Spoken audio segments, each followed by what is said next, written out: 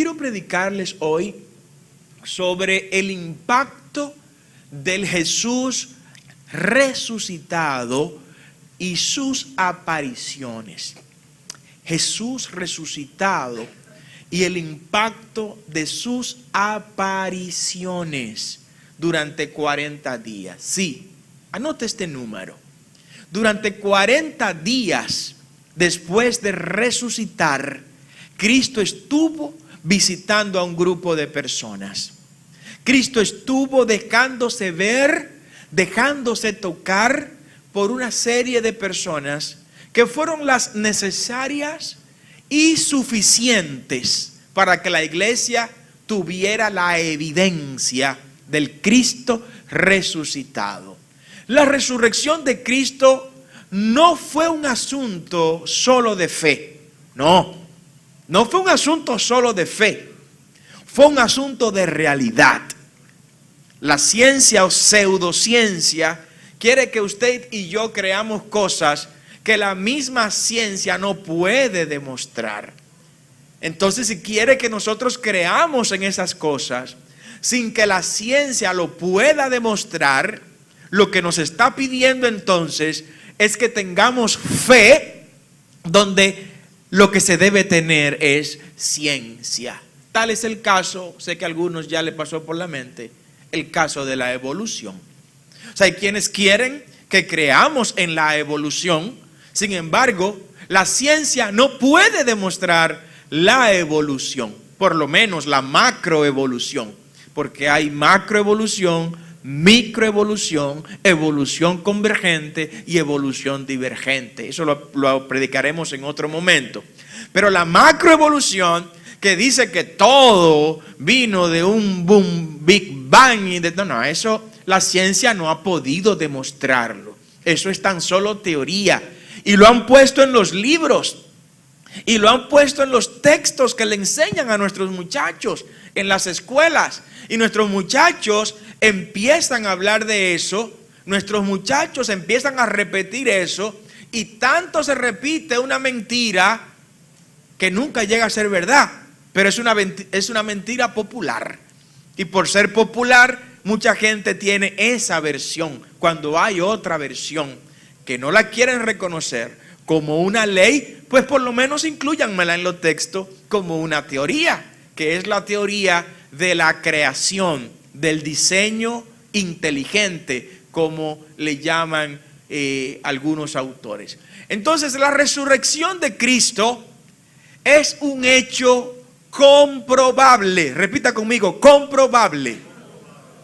Es un hecho en el cual decenas de personas, cientos de personas, miles de personas pudieron confirmar que el hecho se realizó. Pudieron constatar con sus ojos, con sus manos, con sus oídos, con sus sentidos, pudieron evidenciar que el que dijo que resucitaría al tercer día, efectivamente resucitó. Que la tumba quedaría vacía, y la tumba quedó efectivamente vacía. Y ese que dijo esa profecía la cumplió en sí mismo. Y así como cumplió esa profecía, habrá de cumplir toda la que ha hecho para beneficio de su pueblo. Alguien puede adorar al Señor en esta hora. Amén. Ese Cristo, esa resurrección, reitero, no fue un asunto solo de fe. No. Creemos en la resurrección de Cristo no solo por fe. No.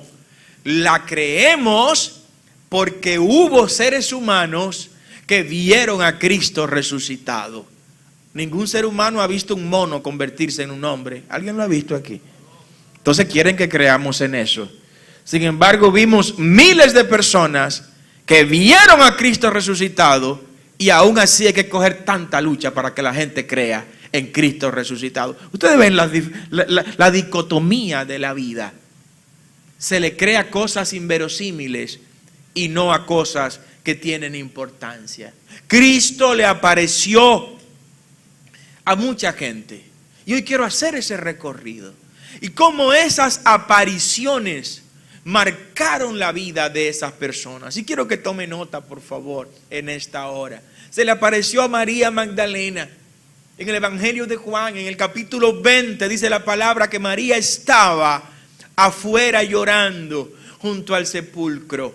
Llorando porque fue al sepulcro, vio lo que ahí había ocurrido y se quedó desconsolada porque no vio el cuerpo de su maestro. Pero mientras lloraba, se inclinó para mirar dentro del sepulcro y vio dos ángeles con vestiduras blancas, dice el texto. María Magdalena. Yo quiero que usted se meta en el pasaje bíblico. La primera persona que fue a confirmar si lo que el maestro dijo se había cumplido.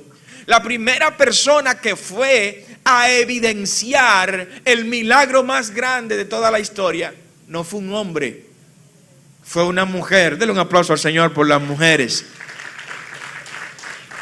Los hombres estaban huyendo, los hombres estaban escondidos, los hombres estaban agachados, los hombres estaban llenos de miedo.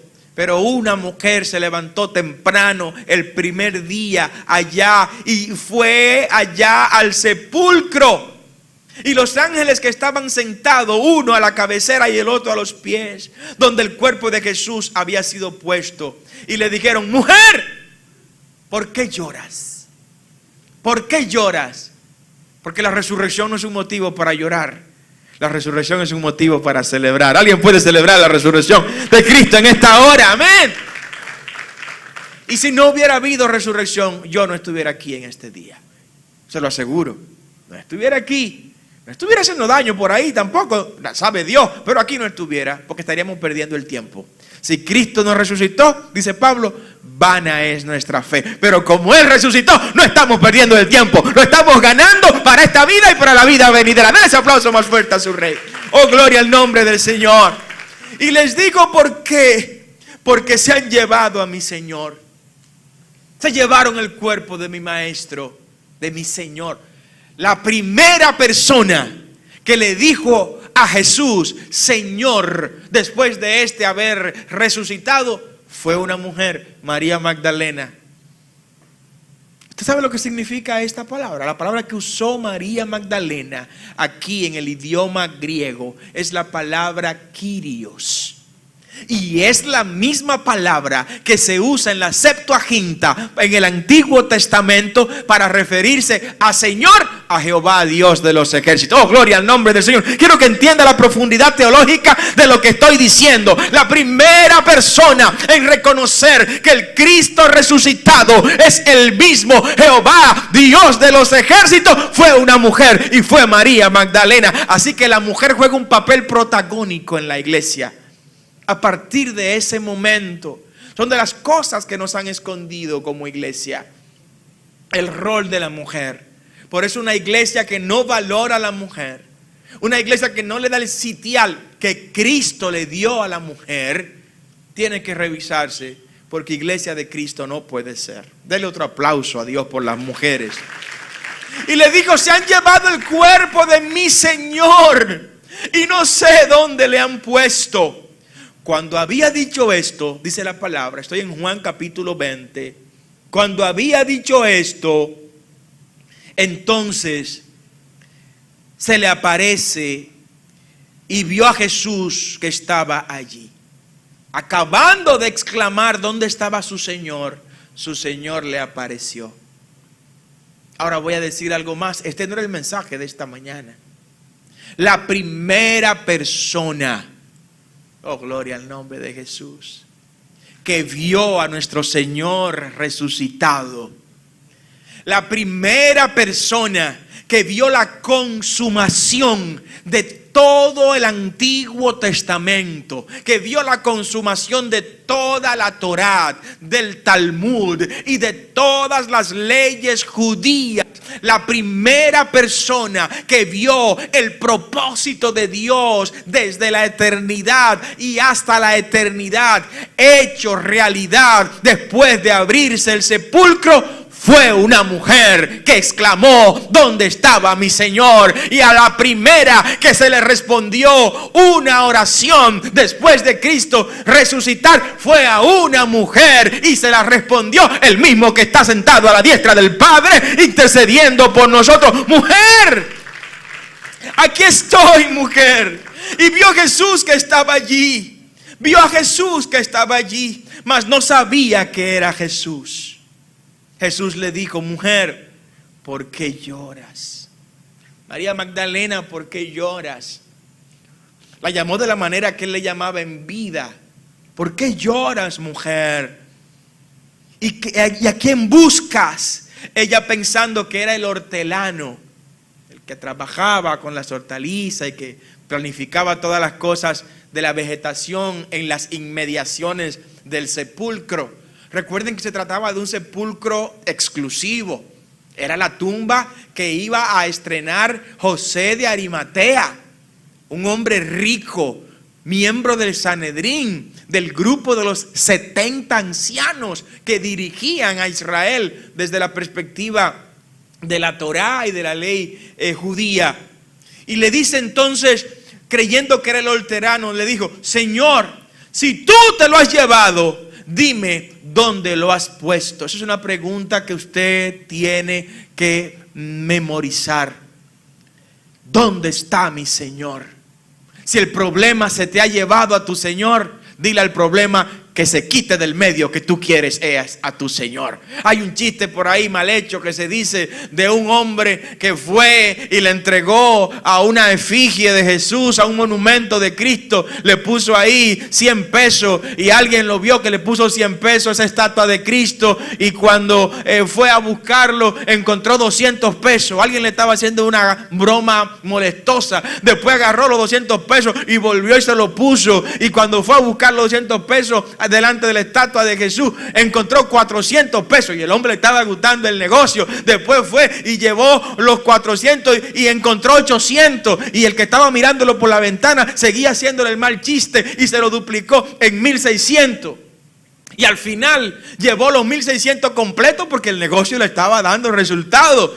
Cuando fue a buscar los 1600, no aparecieron los 1600 pesos, pero le cambiaron la estatua, le pusieron una estatua más chiquita. Y el hombre le dijo: Jesucristico, yo no hago negocio con muchachos. ¿Dónde está tu papá? Le hago este chiste para que usted tenga idea de lo que estoy predicando. Lo que estamos predicando es un Cristo que resucitó.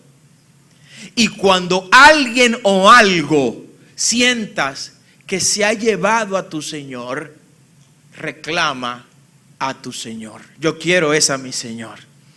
Que vino la enfermedad, yo no te quiero a ti, yo quiero esa a mi Señor. Que vino la crisis económica. María Magdalena está en medio de una crisis existencial, como decía Søren Kierkegaard. Decía esto: yo quiero a mi Señor, yo no quiero esta crisis. Yo no quiero esta situación. ¿Dónde está mi Señor? Y a la primera gente que se le presentó, no sabiendo que era su propio Señor, ella le preguntó esto: si te lo has llevado, dime dónde está, y yo lo llevaré. Jesús le dijo: María. Oh, gloria al nombre del Señor. La llamó por su nombre: María. Y sigue el maestro diciéndole: María. Volviéndose ella le dijo: Raboni, mi maestro. Oh, gloria al nombre del Señor. Mi Señor, mi maestro. Jesús le dijo: no me toques, porque todavía no he ido al Padre. Tenía que reportarse al Padre y no podía ir tocado por nada material. Esa es la razón por la que no dejó que María lo tocara. Sin embargo, dejó que Tomás lo tocara luego. ¿Recuerdan? ¿Por qué dejó que Tomás lo tocara? Porque ya le había ido al Padre a presentarse. Mira, papá, mira mi abad, estoy limpio. Si hubiera estado tocado por María Magdalena, el Padre le hubiera dicho: pero mira, tú tienes unas huellas ahí que no estaban en el libreto original. No, papá, no tengo nada, no me tocó. Así que ya cumplí, pues déjame ir 40 días allá hablar con mi gente. Denle un aplauso al Señor por este gran misterio de la resurrección. Este episodio hace de María Magdalena una de las figuras claves de la iglesia de Jesucristo. Pero también Jesús se dejó ver por los discípulos de Emaús. Repita conmigo, Emaús. Los discípulos de Emaús, un relato bíblico en Lucas 24, desde el verso 13. Estaban los muchachos llorando y lamentando porque faltó la fe en ese momento. Faltó la certeza de que lo que Cristo había dicho estaba en el corazón de estos muchachos, de estos discípulos. La Biblia no revela los nombres de esos discípulos. Solo habla de los que iban en el camino de Emaús. He aquí, 2 de ellos iban el mismo día a una aldea llamada Emaús, dice la Biblia. No menciona los nombres. Que estaba a 70 estadios de Jerusalén. E iban hablando entre sí de todas aquellas cosas que Jesús le había dicho. Jesús mismo se le acercó mientras caminaban. Y le preguntan, ¿de qué ustedes están hablando, muchachos? El maestro. A ver si los chicos podían oler y sentir el olor a gloria que Cristo tenía en ese momento y que nunca ha dejado de tener. Y aconteció que estando sentados ellos en la mesa, después que entraron a la casa, durante el camino no lo percibieron, no se dieron cuenta que era Jesús, pero lo conocieron cuando vieron a Jesús sentado en la mesa a partir el pan y usar las palabras que usaba al momento de partir el pan y de compartir la cena con los suyos. Entonces dice la Biblia que abrieron los ojos. Entonces le fueron abiertos los ojos y le reconocieron. Mas él desapareció de su vista y se decían el uno al otro, ¿no ardía nuestro corazón cuando él nos hablaba? La importancia de tener un corazón sensible a la palabra de Dios. La importancia de tener un corazón permeable por la palabra de Cristo. Esto hizo de estos discípulos hombres grandes. Esta aparición de Cristo en la vida de estos muchachos los incluyó a ellos en el grupo de los valientes y poderosos del reino de Dios, para la gloria del nombre de Jesús. Se le apareció a los discípulos en el aposento alto. ¿Cuántos han escuchado hablar del aposento alto? Se le apareció ahí también. Él pudo haberlos reunido a todos en un mismo lugar. Pero fíjense que a cada encuentro y en cada aparición había un propósito con el lugar donde eso ocurría. Se presentó allá al lado del sepulcro con María Magdalena para decirle, ese no es nuestro lugar. Tampoco es el lugar suyo, usted lo sabe, ¿verdad? El sepulcro no es el lugar suyo. El sepulcro no es nuestra final morada. Nietzsche decía, Nietzsche hijo de creyentes, tan así que cuando moría le dijo a sus padres, ¿por qué no me obligaron a creer en el Dios que ustedes creen? Porque ahora me voy y siento que no tengo esperanza para dónde voy. Pero Nietzsche escribió, Dios ha muerto. Dios ha muerto. En los textos de Nietzsche aparece eso. Nietzsche fue el filósofo que más impactó en la vida de Adolfo Hitler. Pero ese mismo que escribió Nietzsche, Dios ha muerto, en su tumba se escribió, Nietzsche ha muerto, cuando él murió. Dios está vivo y Nietzsche está muerto. Pero cuando usted muera, su morada final no será ese lugar. Por eso Cristo se le apareció a María Magdalena en ese momento, en ese lugar. Pero se le aparece a los muchachos en el camino. ¿Para qué? Para que en el camino suyo, iglesia, por donde usted vaya, por donde usted camine, por donde usted recorra, sepa que Cristo está con usted y está resucitado. Dale ese aplauso fuerte al Señor. Luego se le aparece en el aposento alto. Dice la tradición que el aposento alto fue el mismo lugar donde se compartió la última cena. Algunos dicen que era una propiedad, un segundo nivel, propiedad de la madre de San Marcos, ¿no? Que era una familia acomodada. ¿Y por qué se le aparece en el aposento alto? Oh, gloria al nombre del Señor. Porque en ese mismo aposento alto el Espíritu Santo iba a descender con poder y gloria para bautizar a la iglesia para la misión grande que iba a venir. Por eso la primera vez que usted escucha en el Nuevo Testamento que un grupo de seguidores de Cristo empezó a hablar en nuevas lenguas fue en el aposento alto, donde Cristo se le presentó a estos muchachos diciéndole: he resucitado, y en el mismo lugar donde me despedí de ustedes, aquí me le estoy mostrando, pero aquí también enviaré el Espíritu Santo y fuego sobre la iglesia que estoy levantando. Denle ese aplauso más fuerte al Señor. Oh, gloria al nombre de Jesús.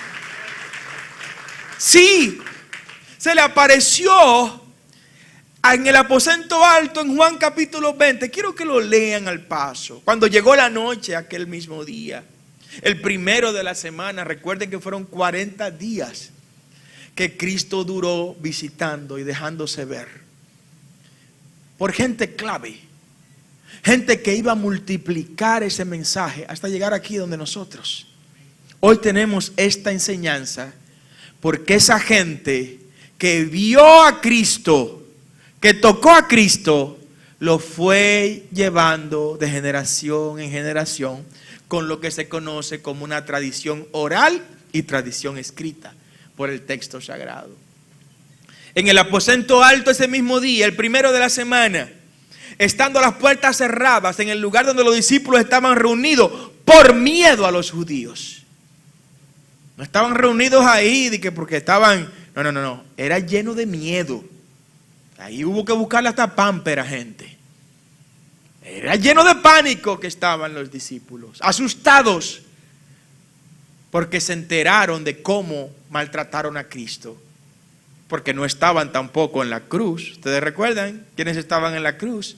Al pie de la cruz estaba María, estaban las mujeres, estaba Juan, el discípulo amado, y Pedro de lejos, de lejos. ¿Ustedes lo recuerdan eso? Los demás estaban huyendo, los demás estaban escondidos. Estando la puerta cerrada en el lugar por miedo a los judíos, vino Jesús y puesto en medio de ellos le dijo: paz a vosotros. ¡Wow! ¡Qué palabra más hermosa! Y la dijo en el idioma vernáculo de nuestro maestro. ¿Cómo dijo? Shalom. Repita conmigo: Shalom. Paz a vosotros. Cuando los muchachos escucharon no solo la palabra paz, sino la voz que la dijo y la forma amorosa como lo dijo, dijeron ellos: aquí está nuestro hombre. Gloria al nombre de Jesús resucitado. Denle ese aplauso grande a su rey. Oh, gloria a su nombre. Paz a vosotros. Y cuando les hubo dicho esto, le mostró las manos. Eso no es fe. Eso no es fe. ¿Qué es la ciencia? Cuando algo es científico, cuando pasa el método científico. Y el método científico tiene varios pasos. Uno de esos pasos es la observación. Otro de esos pasos es la comprobación. Para que un hecho sea científicamente validado, debe ser observado. Por eso es que la evolución no es ciencia, porque nadie la ha observado. No, que debe durar 2000 años para que el mono se convierta en hombre. No, pero nadie lo ha visto. Es que pasaron 10.000 años, pastor. Es que pasaron 15.000 años y en 15.000 años fue que el gen mutó. Bueno, hasta que yo no lo vea, no es ciencia. No lo puedo ver. No, porque para verlo tiene que durar 15.000 años. Bueno, si mamá no se hubiera muerto, estuviera viva mi abuelita. Esto sí es ciencia. Porque Él le dijo a los discípulos: miren, toquen, miren mis manos, miren mi costado. Y llamó luego a Tomás y le dice: Tomás, ven, métela en mi costado, para que veas que esto no es un holograma, que esto no es inteligencia artificial lo que estás viendo, para que veas que este soy yo y que soy resucitado. Da ese aplauso fuerte al Señor. Oh, gloria al nombre de Cristo. Aleluya. Eso es ciencia. Y lo vieron y lo palparon.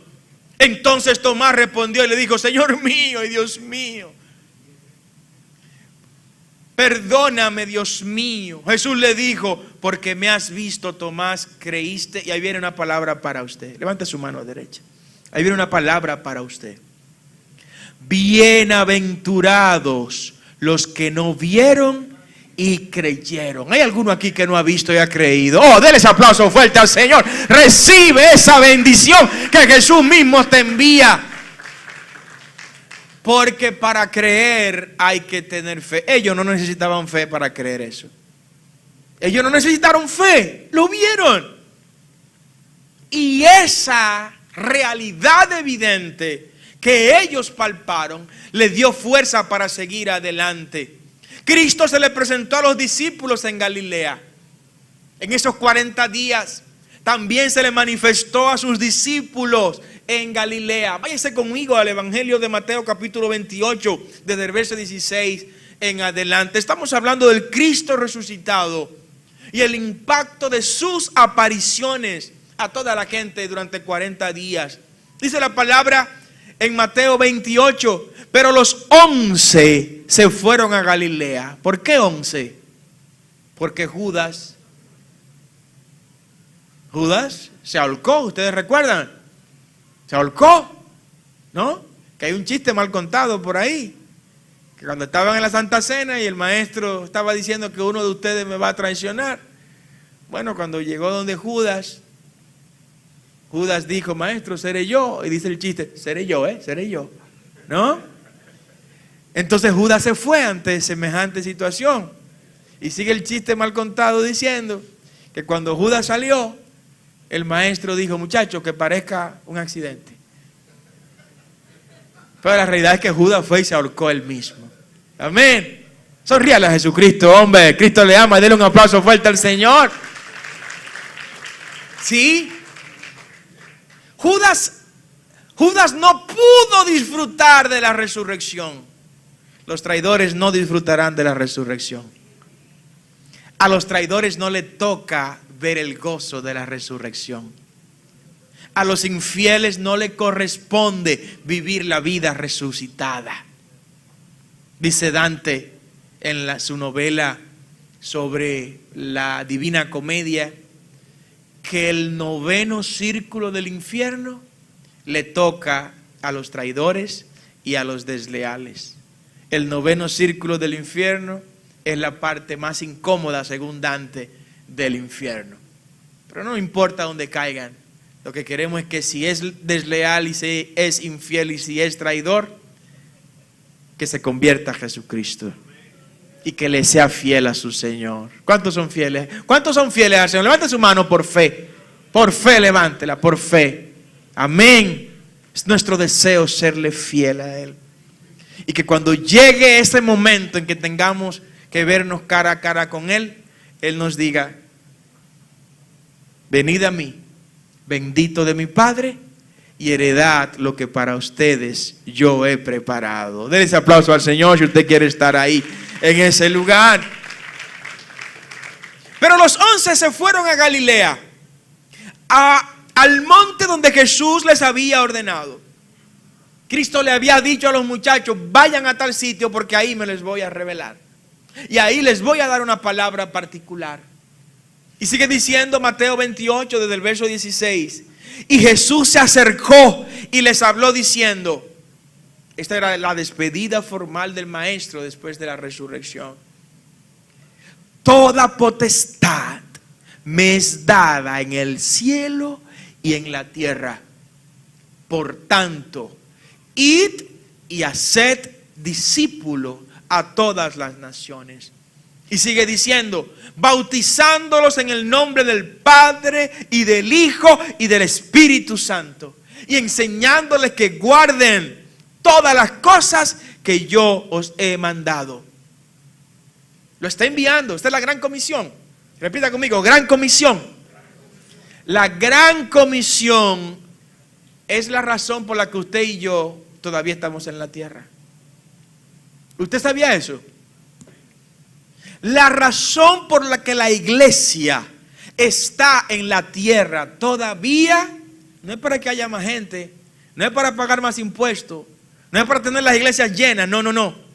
Es la gran comisión. ¿Y qué es la gran comisión? La gran comisión es la gran ordenanza, el gran mandato, la gran responsabilidad que Jesús le entregó a quienes en Él creen. ¿Para qué? Para que hagan discípulos. Dios no quiere en la iglesia miembros. ¿Usted sabía eso? No. El Señor quiere discípulos. ¿Y qué es un discípulo? Un discípulo es aquel que conoce a Cristo resucitado. El que lo sigue es un seguidor, Sandra. El que aparece en el camino es alguien que acompaña, un simpatizante. El que va a una iglesia, diezma y ofrenda, es un miembro. Pero el que se va para el cielo es un discípulo. Dale un aplauso fuerte al Señor. Usted es discípulo. ¿El discípulo qué hace? El discípulo se quita su ropa y se pone la ropa de Jesús. El discípulo se vacía de sus palabras y se llena de las palabras de Jesús. El discípulo cambia su manera de ver y comienza a ver como Jesús veía. El discípulo cambia su manera de tocar y comienza a tocar con las manos pacificadoras con las que Jesús tocaba. El discípulo, como dijo el apóstol Pablo, muere a sí mismo para que Cristo nazca en lugar de él. Ya no vivo yo, dijo Pablo, ahora vive Cristo en mí. Las cosas viejas pasaron, y aquí todas son hechas nuevas. Cuando podemos decir esto, entonces ya somos discípulos. ¿Por qué nuestra nación no está cambiada? ¿Por qué República Dominicana no está transformada? Si el 30% de esta población hoy, a esta hora, está en la iglesia. ¿Usted sabía eso? Hoy, a esta hora, el 30% de los dominicanos hoy están en la iglesia, según las estadísticas. Sin embargo, no estamos trastornando el país. No estamos transformando el país. 3 millones de personas, si fueran discípulos, mañana lunes estaríamos haciendo cosas grandes en las empresas donde trabajamos, en las escuelas donde estudiamos, en las universidades, en las calles. ¿Sabe por qué no está ocurriendo eso? Porque solo somos miembros, no somos discípulos.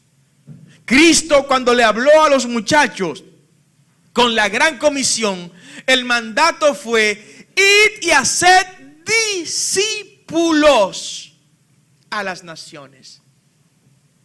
El discípulo adquiere un nivel de fe tan amplia que entregar su vida por su maestro, ¿saben qué se convierte? No en un sacrificio, en una honra, en un honor, como dijo Pedro cuando lo iban a crucificar. No, pero no me crucifique con la cabeza para arriba, porque yo no estoy al nivel de mi maestro. Crucifíquenme con la cabeza para abajo, porque es un honor morir por la causa. El Señor no nos está pidiendo a nosotros que muramos por Él. Nos está pidiendo cosas inferiores. ¿Cómo cuáles? Que seamos discípulos. Dele un aplauso al Señor si usted quiere ser ese discípulo. Y luego se le apareció a más de 500 personas. Porque algunos dirían: no, pero que esos discípulos de Jesús estaban esquizofrénicos. Tenían una esquizofrenia colectiva. Estaban enajenados, se fumaron una cosa rara los 11 y por eso los 11 hablaban en la misma sintonía. No, se le apareció a 500. a 500. Váyase conmigo a 1 Corintios capítulo 15, versos 6 en adelante. Oiga lo que dice el apóstol Pablo. Después apareció a más de 500 hermanos al mismo tiempo. Fue un mensaje importante. Fue un mensaje profético. Cuando se le apareció a los 500, fue diciéndole a la iglesia: ustedes no serán 11 gatitos nada más, no. Ustedes serán muchos. Ustedes van a multiplicarse. Ustedes van a ser grandes. Serán en cantidad numerosos. No solo serán la calidad de los 11, sino que serán la cantidad de los 500. ¿Dónde ha estado el problema de la iglesia en los 2000 años? Es que no hemos sabido combinar la calidad de los 11 con la cantidad de los 500. Y aunque venga la cantidad de los 500, que los 500 sepan que hay una línea que se marcó por los 11 sobre los cuales se fundamentó la iglesia. ¿Alguien dice amén? Por eso la iglesia no es democrática. Por eso en la iglesia no manda la democracia. No. Si hubiera sido por democracia, la iglesia hubiera desaparecido hace muchos años. Muchos años. Porque en democracia, ¿quién es que manda? El pueblo, ¿verdad? La gente. Pero en la iglesia no manda el pueblo. No manda la gente. Manda el que la compró en la cruz del Calvario con su sangre y que resucitó para que la iglesia esté de pie. Esto más de 2000 años. Oh, dáselo más fuerte al Señor. Amén. Entonces se le apareció a estos 500, dice Pablo. Después apareció a más de 500. Vamos a ver cuál será el número definido. Al mismo tiempo, a la vez. De los cuales muchos viven aún. Porque ¿de dónde escribió Pablo? Pablo no vivió con Jesús. Pablo no estaba entre los 12. Pablo se convierte luego de la ascensión de Cristo. Pero la gente con las que Pablo habló y de las que Pablo recopiló importantísimas informaciones para escribir sus 14 epístolas paulinas. ¿Cuántas cartas escribió Pablo? 14. Dice él que eran gente de esas que vieron a Jesús resucitado. Oh, gloria al nombre del Señor. O sea, no es una fuente de que me desconfiguraron un video y con inteligencia artificial pusieron ese video a decir lo que no dijo. No, nada de eso. Es que quien me dio la información vio a Jesús resucitado. Tocó a Jesús resucitado. Lo vio ascender al cielo. Y luego dice Pablo, de los cuales muchos viven aún. En el momento en que él escribió esta epístola a los Corintios, le estaba diciendo: si alguno duda de lo que yo estoy escribiendo, vaya y pregúntenle a esos que todavía están vivos. Eso no es ciencia, eso es ciencia. Eso es someterse al escrutinio del método científico. Lo que yo estoy diciendo, yo lo observé y gente conmigo lo observaron. Y estoy en condiciones de comprobarlo. Si lo compruebo, entonces es ciencia. Yo quiero que usted conozca esto para que no nos dejemos confundir ni engañar. Porque la ciencia misma confirma esta resurrección del Maestro. El impacto de estas apariciones, iglesia. Vamos a ir concluyendo con esta parte. ¿Cómo estas apariciones impactaron en la vida de los discípulos? Después que Cristo se le apareció a los apóstoles y a los discípulos, que son dos diferentes, ¿verdad? Los apóstoles eran 12, luego 11 y luego 12. Cuando se escogió, ¿a quién por Judas? Matías. Repita conmigo, Matías. Matías fue escogido por Judas en lugar de Judas. Pero los discípulos no eran 12 nada más. Los discípulos en el momento del tiempo de Cristo en la tierra eran miles. Hoy somos más de 3.5 billones de seres humanos los que seguimos a Jesús. Más de 3.600 billones, millones en este caso, seguimos a Jesús. Esos son discípulos. Los apóstoles tienen una característica particular para ser definidos como tales. Pero ¿qué dicen los historiadores confiables sobre estas apariciones? Anota este nombre, el nombre de Eusebio de Cesarea. Eusebio de Cesarea es una figura interesante. Eusebio de Cesarea, en uno de sus escritos, por primera vez, habla de una mujer obispo en la iglesia primitiva. Una mujer obispo. Para los que atacan a las mujeres, que no pueden ser ni pastores, ni obispos, ni sacerdotes, ni nada de eso. Entre los años 263, cuando le tocó escribir, él definió a Lidia. ¿Recuerdan a Lidia? Lidia, la empresaria Lidia, la industrial de la telas de púrpura, donde se fundó la iglesia, la primera mujer en Europa, la primera persona en Europa que se convierte al evangelio, fue Lidia, una mujer. Ella, dice Eusebio de Cesarea, que fue obispo de toda su región. Pero ese no es el tema. Eusebio de Cesarea dice en Historia Eclesiástica, que le pido que la lean en algún momento. Dice Eusebio que los apóstoles, habiendo visto al Señor resucitado, fueron llenos de un celo divino y predicaron con audacia. Los que tenían la lengua amarrada, como Pedro, ustedes recuerdan, eran gente del vulgo. Eran gente que no andaban predicando en la sinagoga. No. Pedro era un pescador. ¿Y qué es lo que usted le va a hablar a los peces? A la red cuando la tira. ¡Oh! Y ya, ahí se le acabó toda la palabra que tenía para ese día. ¿No? Pero cuando vieron a Cristo resucitado, oiga, se le soltó la lengua y parecían mujeres. Pero hablaban mucho. Y hablaban con denuedo. Y hablaban con inteligencia y con sabiduría. Y hablaban con unción. Y hablaban con impacto de Dios. Denle ese aplauso fuerte al Señor por esta presencia de Dios cuando Cristo se nos aparece. Eusebio destaca que las apariciones fueron la chispa que impulsó la misión de los apóstoles.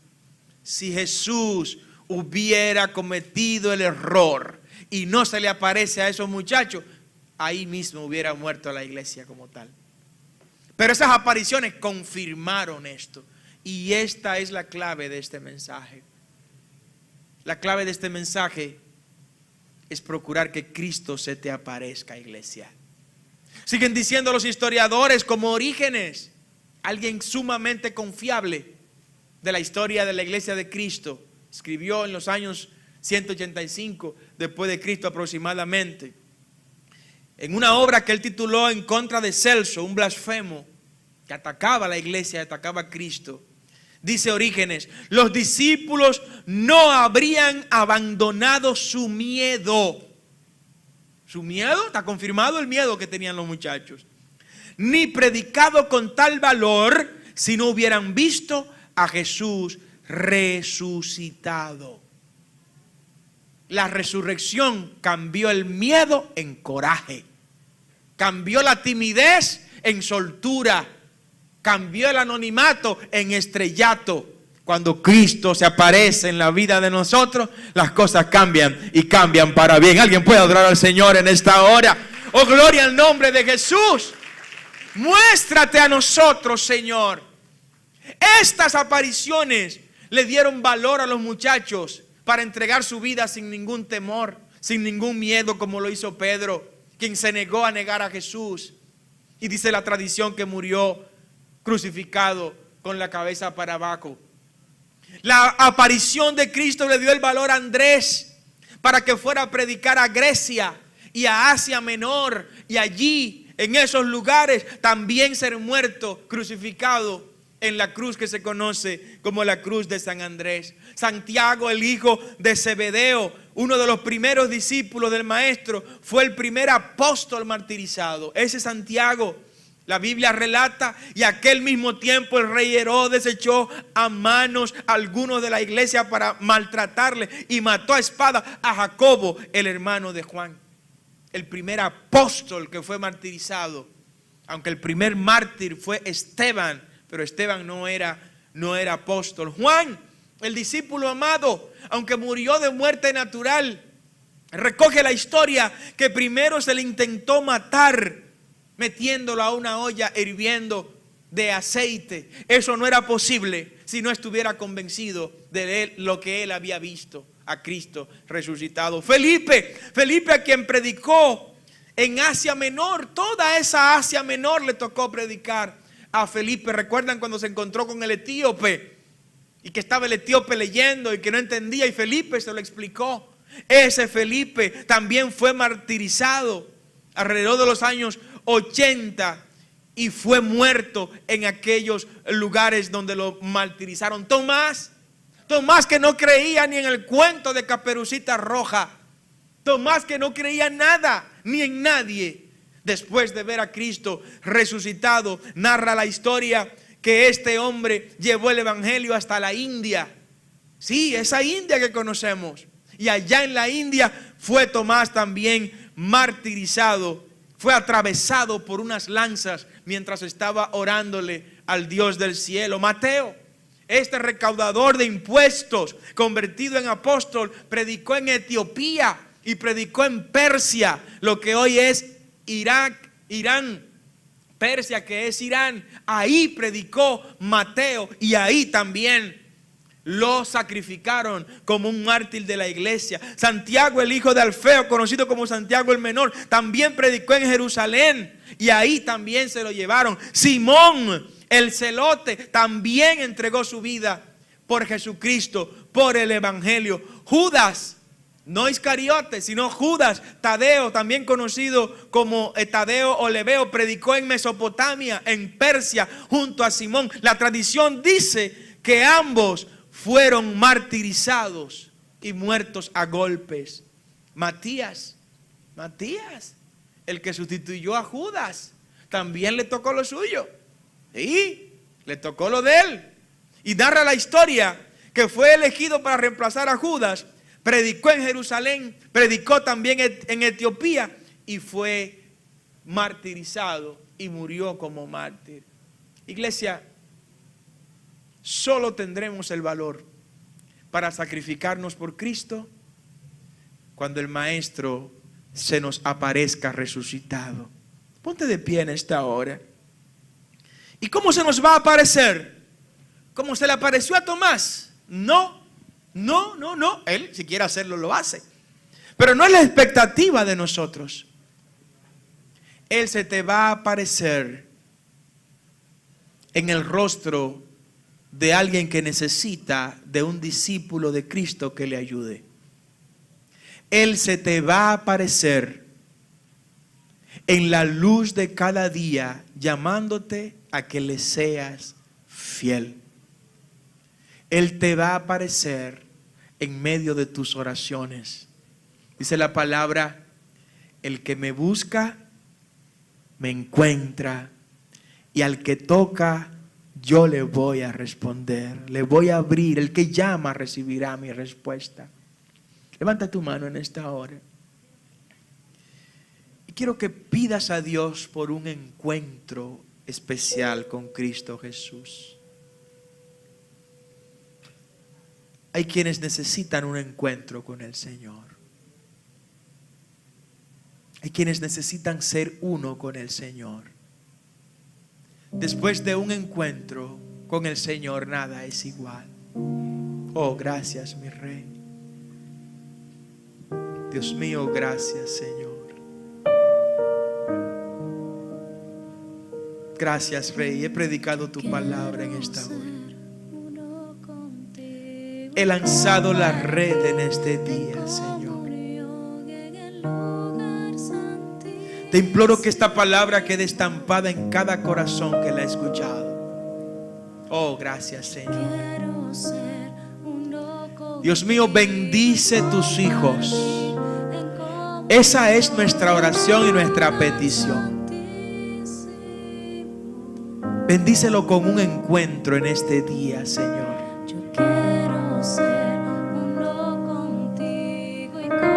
Bendice tus hijos con un encuentro contigo, Rey.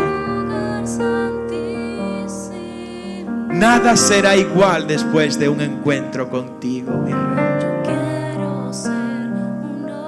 Un encuentro contigo saca el temor, saca el miedo. Un encuentro contigo se lleva la incredulidad. Un encuentro contigo se lleva la duda. Un encuentro contigo